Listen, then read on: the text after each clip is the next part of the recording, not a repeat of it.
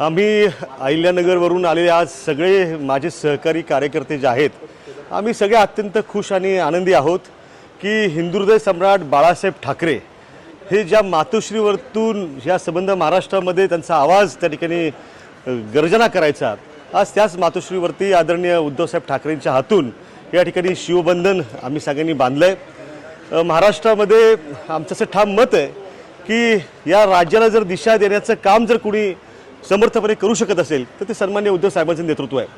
आज महाराष्ट्रामध्ये आपण पाहतोय की अनेक लोक ही त्या ठिकाणी सत्तेच्या दबावाला बळी पडून किंवा स्वतःचा स्वार्थ साधण्यासाठी त्या ठिकाणी उड्या मारतायत, बाहेर पडतायत आणि सत्ताधाऱ्यांमध्ये जाऊन सामील होत आहेत।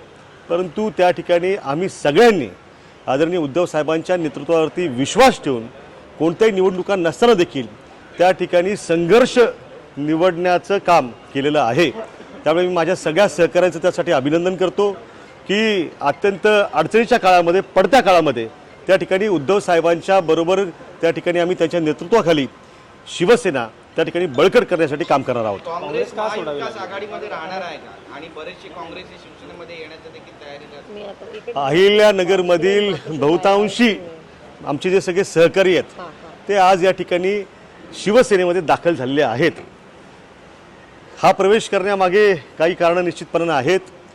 स्थानिक पातळीवरचं जे काही आमच्या इथली परिस्थिती राजकीय आहे ही त्यासाठी महत्त्वाची आहे आणि हिंदुत्वाचा जो विषय आहे तो विषय आम्हाला पुढे घेऊन जायचा आहे। काही लोक महाराष्ट्रामध्ये हिंदुत्वाला त्या ठिकाणी चुकीच्या दिशेने घेऊन जाण्याचं काम करत आहेत।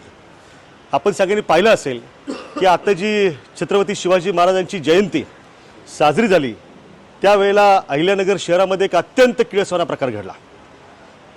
कुविख्यात गँगस्टर लॉरेन्स बिश्नोई याच्या प्रतिमा त्या ठिकाणी शिवाजी महाराजांच्या मिरवणुकीमध्ये झळकवल्या काही प्रवृत्तींनी। अरे हे म्हणजे काय हिंदुत्व होऊ शकत नाही, हा विचार होऊ शकत नाही। शिवशाहू फुले आंबेडकरांचा विचार असणारा महाराष्ट्र अशा प्रकारे छत्रपती शिवाजी महाराजांच्या मिरवणुकीमध्ये घडणाऱ्या गोष्टीला कदापिही सहन करू शकत नाही। त्यामुळे आम्ही अहिल्यानगरसह महाराष्ट्रामध्ये एक हिंदुत्वाची जी ज्योत आहे, मशाल आहे, ती मोठ्या प्रमाणात पेटवण्याचं काम त्या ठिकाणी करणार आहोत। आणखी एक महत्त्वाचं कारण म्हणजे आमच्या अहिल्यानगर शहराचं जे दैवत आहे, जे 25 वर्ष त्या ठिकाणी या मातोश्रीच्याच आशीर्वादानं आणि लोकांच्या आशीर्वादानं आमदार राहिलं ते स्वर्गीय अनिल भैया राठोड यांचा जो विचार आहे तोही विचार आम्हाला पुढे घेऊन जायचा आहे।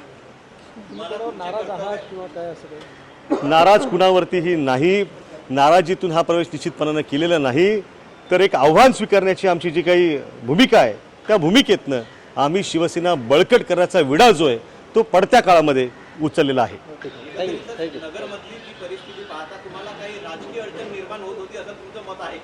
अजिबात तसली कुठलीही परिस्थिती नाही। आम्हाला हिंदुत्व आणि शिवसेना जी आहे ती अहिल्यानगर शहरासह महाराष्ट्रामध्ये मजबूत करण्याचं काम करायचं आहे।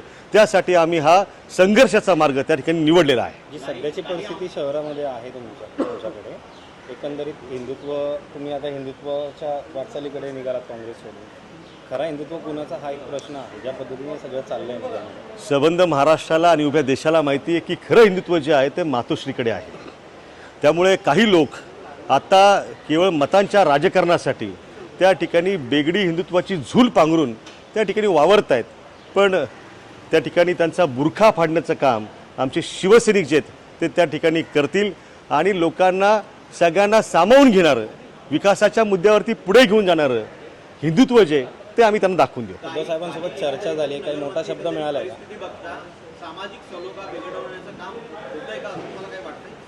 सामाजिक सलोखा जो आहे तो टिकलाच पाहिजे। भारतीय घटना जी आहे डॉक्टर बाबासाहेब आंबेडकरांनी दिलेली त्याचं पालन हे झालंच पाहिजे। त्यामुळे संविधानाचं रक्षण करणं जे ती भूमिका आम्ही घेतोय आणि हा प्रवेश